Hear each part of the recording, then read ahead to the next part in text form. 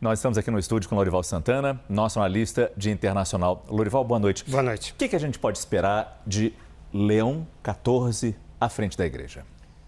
Bom, no início desse processo eu disse aqui que se os cardeais quisessem botar fogo no parquinho, escolhiam o Robert Prevost, porque ele é um americano a favor dos imigrantes.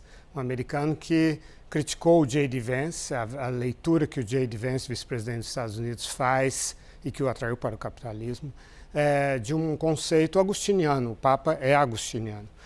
Santo Agostinho falou da ordem do amor, e aí depois Santo Tomás de Aquino falou da hierarquia do amor, e aí o J.D. Vance interpretou isso como sendo: é preciso amar primeiro a própria família, quem está por perto, e se sobrar amor, amar quem está distante. E aí num tweet, o cardeal Prevost falou: J.D. Vance, você está errado, Jesus Cristo não falou isso, ele falou para amar a todo mundo igualmente. O Papa Francisco também escreveu uma carta para os cardeais americanos falando disso, né?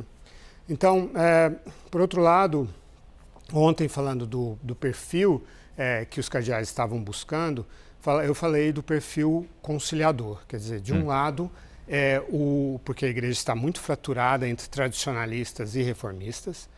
O cardeal Prevost, agora Papa Leão XIV, de um lado ele é reformista no tema social, né? Ele trabalhou com os pobres no Peru durante 20 anos, e sempre teve essa preocupação com os pobres, com os excluídos.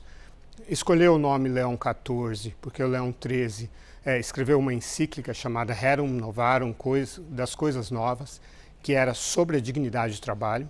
Leão XIV, 1891, ele era a favor da dignidade do trabalho, ao mesmo tempo contra o socialismo, criticou o socialismo, a favor da propriedade privada, mas a favor da dignidade no trabalho. Veja o equilíbrio da visão. Então, ele foi o primeiro Papa reformista, isso no final do século XIX, isso falando de Leão XIII. E, por outro lado, o cardeal Prevost, ele tem uma visão mais conservadora do que o Francisco, no que diz respeito às questões morais. A questão da homossexualidade, a questão do divórcio, a questão do planejamento familiar, né? É claro que o Francisco, quando chegava na questão da fertilização por embrião, essas coisas, ele também era contra. O aborto também, totalmente contra. Mas com relação a acolher as pessoas transgêneros, homossexuais, o Francisco era muito aberto em relação a isso, né? Defendia abençoar essas pessoas, abençoar os divorciados poderem comungar. Essa não é a visão do cardeal Prevost, Papa Leão XIV. Então é nesse sentido que se buscou uma conciliação, uma forma de mitigar as preocupações dos conservadores, que são uma minoria hoje, na cúpula da igreja, entre os cardeais, eles são uma minoria, mas uma minoria importante, e que estava levando essa tensão a uma quase fratura da igreja católica. Então houve uma preocupação em atrair de volta os conservadores, mas ao mesmo tempo manter as reformas na questão social. Além disso, ele conhece muito bem os bispos, foi ele que nomeou muitos bispos, né? E também destituiu bispos envolvidos em corrupção, envolvidos em abusos sexuais, né? Esse também era o papel dele, nomear e destituir bispos.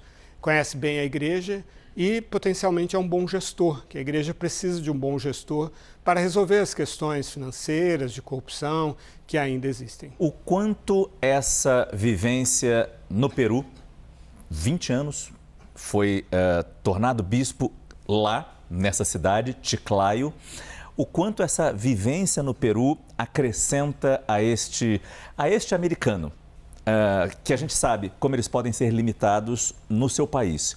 Essa vivência internacional, e especialmente aqui na América Latina, num país pobre, o que isso acrescenta à vivência desse novo Papa? Já no início da sua carreira, digamos assim, como um padre jovem, ele escolheu ir ser missionário no Peru,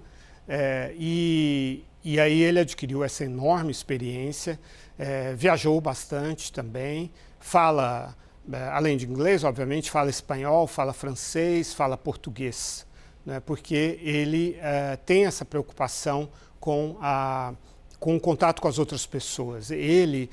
A ordem agustiniana, é a primeira vez que um agustiniano se torna papa, Para ela, um valor central é a amizade. Eles acreditam que a forma de abordar a questão da fé e da relação entre Deus e os seres humanos é por meio da amizade. E o Papa Leão XIV busca isso aprendendo línguas. Além de falar essas línguas que eu mencionei, ele lê alemão, lê latim, obviamente, e busca, então, reach out, né? Ir até o povo, ir até a população, que é algo que Francisco também tinha muito forte nele. Então tem essa característica pastoral, missionária, muito forte também, que é uma característica central dos jesuítas, mas que no caso do Leão XIV também é muito pronunciada pela biografia dele. E nesse sentido também há uma conciliação entre o mundo rico, ele nasceu no mundo rico, mas passou boa parte da vida no mundo pobre. Então é uma reconciliação entre o norte e o sul, o chamado sul global, e digamos, o Ocidente mais rico. Também houve essa preocupação. Então daí a gente começa a entender que, uma vez definido o perfil, não foi difícil encontrar o Papa. Muito obrigado, Lorival Santana, que volta ainda nessa edição do CNN Prime Time.